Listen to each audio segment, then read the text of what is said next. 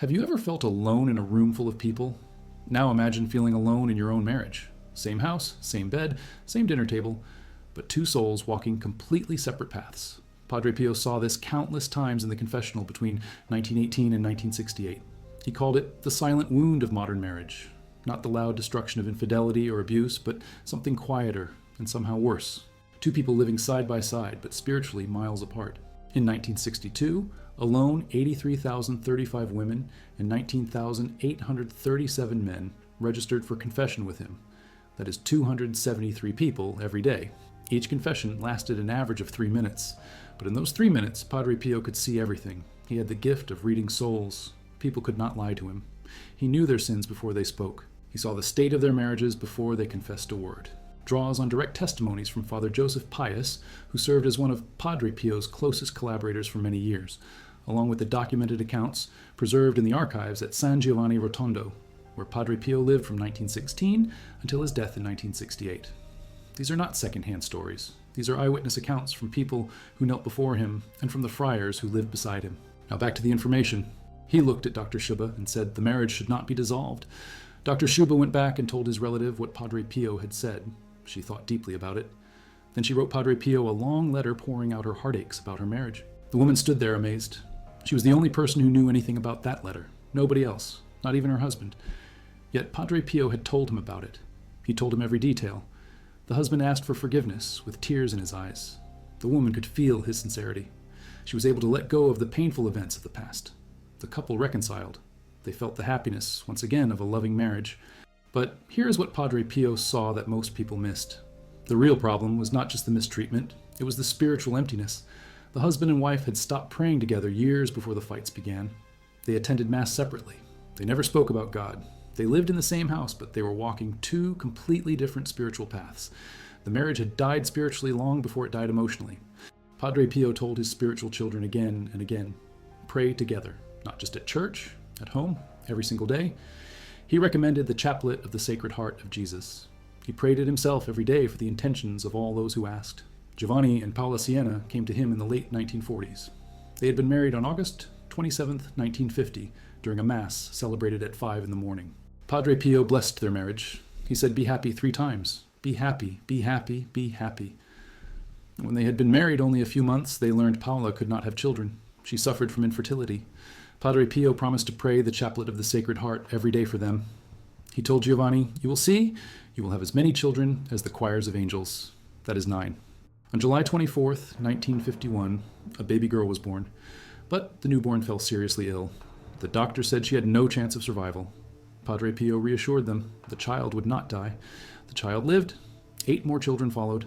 After 60 years of marriage, Paula said, Padre Pio's recipe works. Giovanni and I love each other as much as on the first day. The recipe was simple. Daily confession, daily communion, daily prayer together. That was it. Not grand romantic gestures, not expensive vacations. Daily prayer. But she felt completely alone. Her husband worked long hours. When he came home, he barely spoke to her. They had not prayed together in 15 years. They had not gone to Mass together in 10 years. They ate dinner in silence. She asked Padre Pio, what should I do? He looked at her and said, you have been living as strangers under the same roof. He told her to start praying for her husband every single day. Pray the rosary for him. Attend Mass for his conversion. Offer your suffering for his soul. She said, but he does not want to change. Padre Pio said, it is not your job to change him. It is your job to pray. God will do the rest. The woman returned home. She started praying the rosary every night for her husband. She attended daily Mass and offered the Mass for his intentions. She never told him what she was doing. She just prayed. 3 months later, her husband asked her a strange question. He said, why do I feel different lately? She said, I do not know. What do you feel? He said, I feel like something is pulling me back to the church. He started going to Mass with her again. Within a year, their marriage had completely transformed. They prayed together every evening. The coldness melted. The distance disappeared. Padre Pio understood something most marriage counselors miss. The problem is not compatibility. The problem is not communication techniques. The problem is spiritual starvation. When a husband and wife stop praying together, they stop sharing the most important part of their lives. They become 2 separate people, living separate spiritual journeys. That separation infects everything else. It shows up as coldness, as silence, as bitterness, as indifference. But the root is always the same. They abandon their shared spiritual life. Padre Pio asked them, when did you stop praying together? They looked at each other. The husband said, "I do not remember ever praying together." The wife said, "We prayed at our wedding mass. That was it." Padre Pio said, "That is your problem. You built a house, but you never invited God to live in it." He gave them the same advice he gave everyone. Start tonight. Pray one Our Father together before bed. Just one. The next night, pray one Hail Mary. Build slowly. Do not try to become saints overnight. Just start praying together. After 6 months, the wife wrote to Padre Pio and said, "We are falling in love again, not with the passion of youth, but with something deeper. We see each other differently now. We see Christ in each other." In those 5 decades, he saw a clear pattern. The marriages that survived were not the ones with perfect people. They were not the ones with wealth or beauty or intelligence. They were the ones that prayed together. Daily Mass, daily rosary, weekly confession. These were the marriages that lasted. These were the marriages that grew stronger with time. These were the marriages where the couple walked side by side, not just physically, but spiritually. Do you pray together? They abandon the faith. And when they get married, they repeat the same pattern. They do not pray with their spouses. They raise their children without God. The spiritual wound passes from generation to generation. Some listened. Most did not. 20 years later, in 1965, the same woman's daughter would come to confession. She would confess that she was getting divorced. Padre Pio would ask, "Did your mother and father pray together?" The daughter would say, "No, never." He would say, "That is why you are here. You never saw what a praying marriage looks like." Padre Pio told his spiritual children, "If you did not grow up seeing your parents pray together, then you must work twice as hard to pray with your spouse. Do not repeat the mistakes of the previous generation. Start fresh. Build a new foundation. Promise me you will pray together every single day of your marriage." The couple promised. They kept that promise for 62 years until the husband died in 2015. The wife wrote to the monastery at San Giovanni Rotondo and said, "We never missed a day, even when we were angry, even when we did not want to. We prayed together. That daily prayer saved us 1,000 times." Most couples drifted. They got busy, they had children, they had careers, they had stress. They told themselves they would pray together later, when things calmed down, when the kids were older, when work was less demanding. Later never came. The distance grew, the coldness set in. By the time they realized something was wrong, the spiritual gap had become so wide they did not know how to cross it. Padre Pio saw this tragedy repeat itself hundreds of times. A couple would come to him after 20 years of marriage. They would say, "We do not know what happened. We used to be so close. Now we are strangers."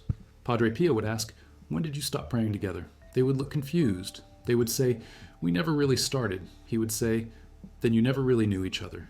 You knew each other's bodies. You knew each other's habits.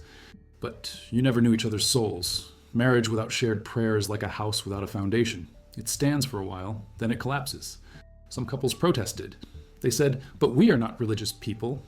Padre Pio said, "Then become religious people." They said, "But we do not know how to pray." He said, "Start with the Our Father. Jesus taught it to us. It is simple." They said, "But we feel awkward praying together." He said, "Of course you do. You have been strangers for years. Prayer will make you family again." Padre Pio said, "Then you pray.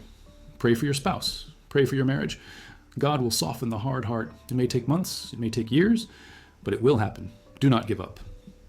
One woman from Naples came to him in 1957.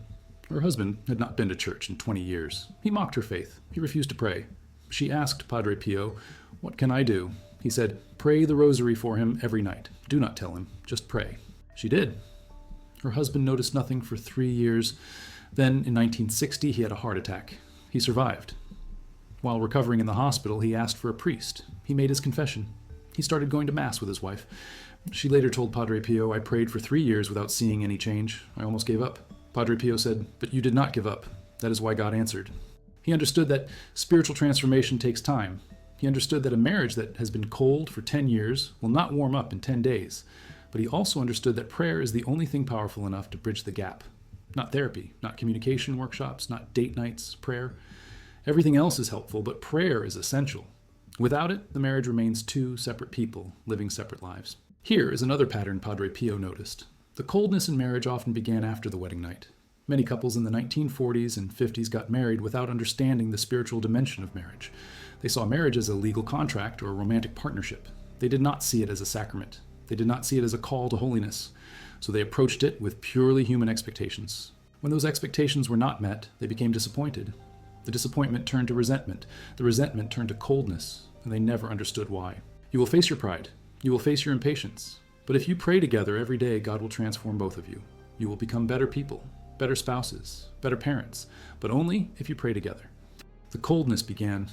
The silence grew, and they ended up in Padre Pio's confessional asking what went wrong. He told them the same thing every time. You stopped praying together, or you never started. That is the problem. Everything else is a symptom. I do not want to talk to him. I do not want to be near him. What is wrong with me? Padre Pio said, nothing is wrong with you. You're experiencing the natural result of spiritual neglect. When two people do not pray together, they drift apart. The human affection fades. What remains is duty without love. You need to rebuild the spiritual foundation. The woman said, but how? We have been living this way for so long. Padre Pio said, start small. Ask your husband to pray one Hail Mary with you tonight. Just one. If he says no, then you pray it for him. But ask him. Most men will say yes if their wife asks gently. They had not prayed together since their wedding 12 years earlier, but they did it.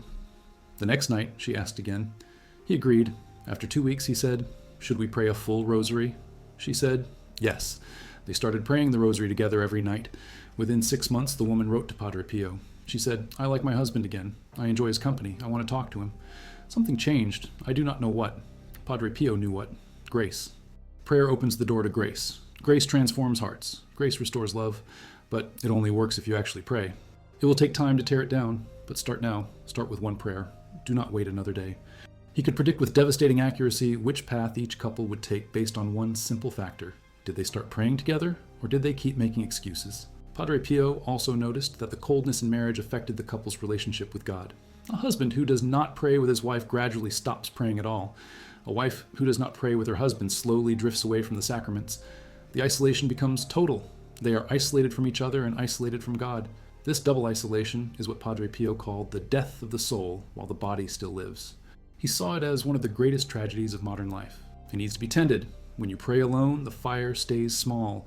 When you pray with your spouse, the fire grows. When you stop praying altogether, the fire goes out. The man said, but I do not know how to start again. Padre Pio said, go home. Tell your wife you want to pray with her. She will be shocked. She will probably cry, but she will say yes. Start tonight. Pray one Our Father together. Do it every night for a month. Then come back and tell me what happened. This man was one of the fortunate ones. He realized the problem before it was too late. Many others did not. They lived their entire marriages in spiritual isolation. They died without ever experiencing the deep communion that prayer creates between spouses. Padre Pio wept for these souls. He said, if only they had prayed together, just 5 minutes a day, everything would have been different. Padre Pio's teaching on marriage can be summarized in one sentence. A couple that prays together stays together, not in the sense of merely avoiding divorce, but in the sense of remaining truly united, spiritually, emotionally, physically. Everything flows from the spiritual unity. When the spiritual life is strong, everything else falls into place. When the spiritual life is weak, everything else collapses. He proved this teaching through his own witness. He spent 50 years hearing confessions, 5 million confessions total. He saw every kind of marriage problem imaginable: infidelity, abuse, addiction, financial stress, in-law conflicts, parenting disagreements, sexual problems, mental illness. Every single issue that can strain a marriage, he saw it multiple times. And in every single case, his advice included the same element: pray together. He never said it was the only solution, but he always said it was the necessary foundation. Without prayer, the other solutions would not work. With prayer, even the most difficult problems could be overcome. That is the root of everything else. When families stop praying together, they stop being families. They become groups of individuals living under the same roof. The children leave the faith. The parents grow cold. The culture abandons God. It all starts in the family. If we can save the family, we can save the world. If we lose the family, we lose everything. Encourage every married couple to pray together. Start with one Our Father. That is all. If they do that every day for a year, they will be transformed. If they do it for 10 years, they will be saints. They came from all over the world. Among them were hundreds of married couples whose marriages Padre Pio had saved through his simple advice: pray together. They knelt by his tomb and prayed. They said, we owe our marriage to you. You taught us that prayer is the glue that holds everything together. 7 years later, they said, we are more in love now than on our wedding day. Prayer healed what we thought was broken beyond repair. But about building a holy union through daily prayer. The difference is staggering. Prayer is not a guarantee. Free will exists, sin exists, difficult circumstances exist, but prayer provides a foundation that can withstand almost any storm. He saw marriages survive the death of a child when the couple prayed together. He also saw marriages collapse under far less stress when the couple refused to pray together. The difference was always the same: prayer or no prayer. Padre Pio gave it. Then he said, with a voice weakened by age and illness, promise me you will pray together every day. The couple promised. They kept that promise. 45 years later, in 2013, the wife was asked what was the secret to their long, happy marriage. She said, Padre Pio told us to pray together every day. We never missed a day, even when we were angry, even when we did not feel like it. We prayed. That daily prayer kept us together when everything else tried to pull us apart. Let the distance disappear. We have never prayed together. Is it too late to start? Padre Pio wrote back. It is never too late. Start tonight. Pray one Hail Mary together. Do it every night. God will bless your obedience. The couple started. 3 years later, they wrote again. They said, we cannot believe we wasted 30 years, but we are grateful we started when we did. These last 3 years have been the best years of our marriage. This testimony was repeated thousands of times in different forms. Couples who started praying together late in their marriages always said the same thing. We wish we'd started sooner, but we are grateful we started at all. Padre Pio would respond, do not waste time regretting the past. Focus on the present. You are praying together now. That is what matters. Keep going. Do not stop.